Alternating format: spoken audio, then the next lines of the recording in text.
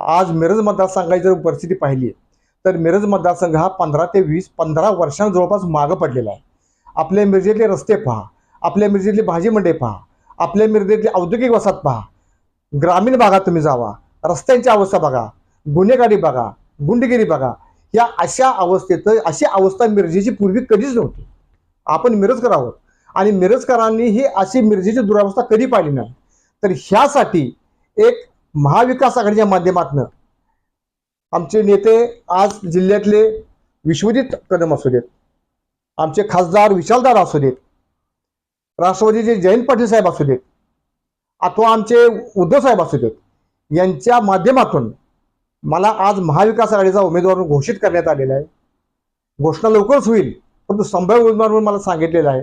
तर त्या पद्धतीनं येणारी विधानसभा मी कोणत्याही परिस्थितीत तिथं शिवसेनेचा म्हणजे महाविकास आघाडीचा